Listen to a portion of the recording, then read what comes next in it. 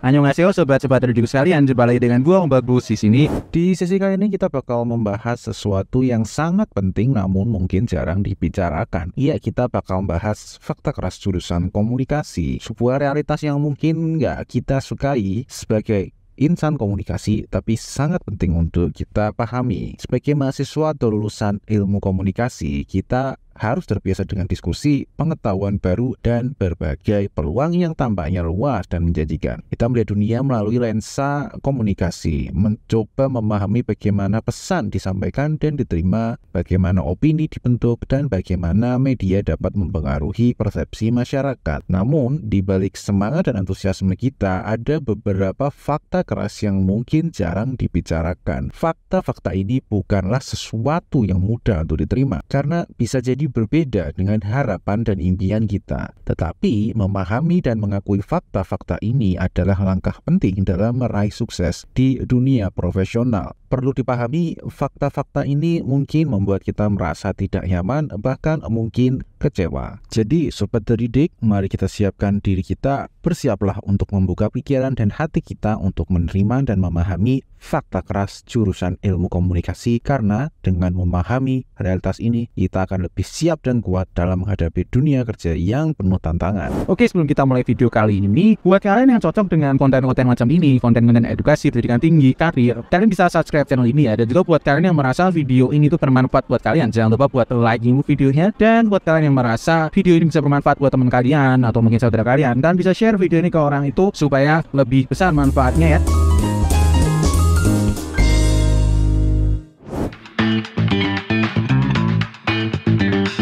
Kita mulai dengan fakta keras pertama, persaingan yang ketat. Industri media, public relation, dan komunikasi secara umum adalah bidang yang sangat menarik bagi banyak orang. Hal ini menciptakan suasana persaingan yang sangat ketat, di mana jumlah pelamar untuk satu posisi itu bisa sangat banyak. Bayangkan saja ratusan, bahkan mungkin ribuan orang mengincar posisi yang sama dengan kita. Mereka datang dengan berbagai latar belakang, pengalaman, dan keterampilan. Dalam situasi seperti ini, apa yang menjadi penentu dalam proses seleksi? Kalau kamu berpikir bahwa ijazah ilmu komunikasi adalah tiket emas kita, kenyataannya mungkin agak sedikit berbeda. Kepribadian, pengalaman kerja seringkali jadi penentu dalam proses seleksi. Perusahaan akan mencari individu yang bisa bekerja dalam tim, punya etos kerja yang kuat, dan dapat menunjukkan kalau mereka telah menerapkan teori yang mereka pelajari melalui pengalaman kerja yang nyata. Dan ada hal menarik lainnya, meski kita berbicara tentang industri komunikasi, kita perlu mengingat tidak hanya mereka yang dari jurusan komunikasi saja yang bisa bekerja dan diterima. Kualifikasi dari jurusan non-komunikasi itu juga bisa diterima dalam profesi dan industri ini. Artinya, misalnya seseorang dengan latar belakang pendidikan psikologi, sastra,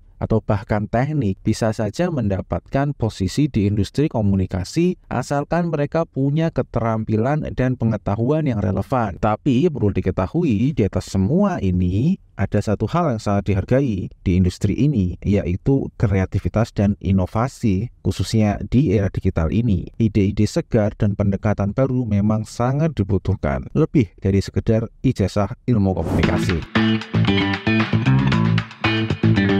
Kita lanjutkan ke fakta keras kedua, kerja lembur. Industri media, industri PR adalah dunia yang dinamis dan cepat berubah. Setiap hari, setiap jam, bahkan setiap menit, selalu ada berita dan informasi yang perlu ditangani dan juga disampaikan. Hal ini sering kali membutuhkan jam kerja yang tidak teratur. Kamu mungkin pernah mendengar jurnalis harus bekerja sampai larut malam mengejar deadline, atau profesional PR yang harus tetap terjaga untuk mengelola krisis komunikasi. Nggak hanya itu, kerja lembur di weekend itu bisa jadi hal yang biasa, khususnya di bidang-bidang tadi, bidang jurnalisme, media, PR, dan bidang lain yang sejenis. Kalau kita ambil contoh saja, di dunia jurnalisme, berita ya tentu nggak kenal waktu. Kalau ada peristiwa penting di tengah malam, di weekend, Jurnalis harus siap untuk meliput dan menyampaikannya, meskipun itu berarti mengorbankan waktu istirahat dan waktu bersama keluarga. Selain itu, tuntutan buat selalu update dan responsif dengan kondisi saat ini tentu bisa menambah beban kerja. Dalam era digital ini, informasi bergerak begitu cepat dalam hitungan detik. Biar kita bisa tetap relevan dan kompetitif, kita harus selalu up to date dengan berita dan tren terbaru, dan tentu saja harus bisa merespon dengan cepat. Ini berarti meskipun kamu sudah keluar dari kantor, tapi ya kamu harus perlu mengecek email, mengecek sosial media, atau kabar-kabar terbaru. Ya, situasi kayak gini membuat kita akan kesulitan untuk mencapai keseimbangan antara pekerjaan dan kehidupan pribadi. Kamu mungkin merasa ya akan selalu sibuk, selalu ada pekerjaan yang harus diselesaikan, dan sulit menemukan waktu buat diri sendiri atau orang-orang yang kita cintai. Tapi yang gak kalah penting ya, beban kerja yang berat dan jam kerja yang berdampak itu tentu saja akan mempengaruhi kesehatan mental dan juga fisik. Stres, lelah, kurang tidur itu bisa berdampak negatif pada kesehatan dan mengurangi produktivitas dan kinerja di tempat kerja. Tapi ya ingat, ini memang tantangan dan bagian dari pekerjaan buat kalian yang memilih berkarir di bidang ini.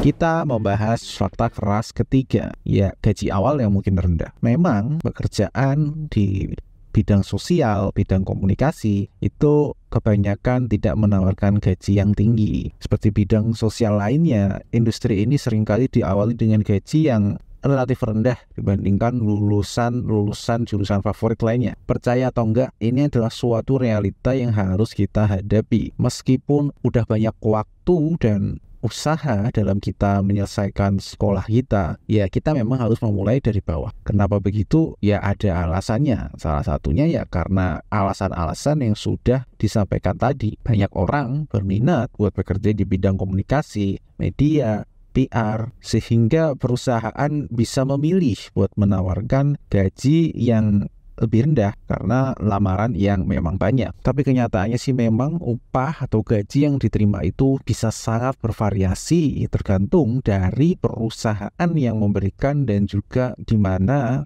kamu akan bekerja. Perusahaan top, media konglomerat di kota-kota besar itu bisa saja menawarkan gaji yang lebih tinggi, tapi persaingannya tentu saja lebih ketat. Tidak hanya lulusan komunikasi saja yang melamar di situ. Di sisi lain ya kebalikannya, perusahaan kecil di daerah yang tidak terlalu berkembang, ya gajinya akan lebih rendah. Ya tapi dengan fakta bahwa mayoritas dari kalian yang baru lulus akan mendapatkan gaji yang rendah, tetap saja ada peluang untuk meningkatkan pendapatan di masa depan, yang tentu saja akan meningkat berdasarkan pengalaman dan keterampilan yang kalian miliki. Setiap tahun pengalaman kalian miliki akan menambahkan kemungkinan kalian bisa menegosiasikan gaji lebih tinggi. Dengan setiap tambahan keterampilan, tambahan jaringan dari pekerjaan, itu bisa menjadi nilai tambah kalian untuk menegosiasikan gaji di mata pemberi kerja. Tapi ada faktor lain ya, misalnya spesialisasi yang sangat sulit dicari. Misalnya kalian punya keahlian khusus di bidang tertentu yang memang nilainya itu lebih mahal. Misalnya teman-teman adalah seorang jurnalis di industri keuangan dan pasar modal. Misalnya teman-teman ahli dalam meliput bidang hukum dan pelanggaran hak asasi manusia. Misalnya teman-teman ahli dalam meliput di bidang teknologi, startup, tech company. Teman-teman bisa saja menuntut gaji yang lebih tinggi karena ini adalah keahlian khusus yang memang menghasilkan uang untuk perusahaan dan bisa memberikan nilai tambah di mata pemberi kerja. Sekarang kita akan membahas fakta keempat, stabilitas pekerjaan yang kurang. Memang jadi salah satu tantangan yang akan kita hadapi di bidang komunikasi, yaitu stabilitas pekerjaan ini. Kita ambil contoh di industri media. Ya, kita lihat sendiri, media cetak sudah mengalami banyak perubahan dalam beberapa dekade terakhir. Perkembangan teknologi digital dan media sosial mengubah cara mereka bekerja. Dari yang dulu nampaknya selalu ada, stabil, itu menjadi tidak lagi demikian. Transformasi digital, media sosial membawa perubahan yang besar dengan bagaimana cara kita mengkonsumsi informasi. Banyak perusahaan media itu harus beradaptasi melawan citizen journalism, dan kalau mereka tidak mau beradaptasi, ya mereka bisa saja tutup. Selain itu, pekerjaan pada industri komunikasi media itu juga sangat bergantung pada kondisi ekonomi dan pasar. Dalam situasi yang sulit, ya tentu saja mereka harus melakukan pemotongan anggaran yang bisa saja mempengaruhi pekerjaan kalian. Perubahan preferensi konsumen, khususnya generasi muda, Gen Z dan Alpha, ya itu juga mempengaruhi, karena kalau misalnya konsumen-konsumen itu lebih memilih untuk mengkonsumsi TikTok ketimbang berita, ya maka pekerjaan di bidang media akan menjadi lebih tidak memiliki kepastian ke depannya. Hal-hal yang sama pun juga akan dialami di industri public relation. Memang industri ini berubah dengan cepat, tapi dari sini juga banyak peluang baru yang muncul. Jadi yang terpenting ya kemampuan untuk mau belajar dan berkembang. Jadi ingatlah bahwa sebenarnya kalian sendiri yang memiliki kontrol atas karir dan masa depan kalian. Kemudian kita bahas fakta kelima. Di dunia komunikasi, sukses seringkali nggak hanya ditentukan oleh seberapa pintar atau seberapa berbakat kalian, tetapi juga jaringan yang kalian miliki. Membangun dan memelihara hubungan profesional adalah bagian penting dari pekerjaan ini, dan itu harus kalian ingat sepanjang karir kalian. Jaringan ini bukan hanya sekedar ketemu orang baru, tapi juga menjaga dan memperdalam hubungan yang udah ada. Ini bisa menjaga kontak dengan mantan rekan kerja, bertukar isi pikiran dengan rekan profesi, berkolaborasi dengan orang-orang dari berbagai macam latar belakang dan berbagai macam industri. Dan cara terbaik buat membangun jaringan ya adalah menunjukkan minat yang tulus ke orang lain, mendengarkan, berbagi ide, dan menunjukkan seberapa profesional kita dalam setiap interaksi. Sebagai lulusan komunikasi, keterampilan komunikasi interpersonal juga sangat penting dalam membangun jaringan. Ya, kalian harus mampu berkomunikasi dengan jelas, efektif, baik berbicara lisan maupun tertulis dalam format surat atau laporan. Ya, kalian juga harus mampu berkolaborasi dengan orang lain,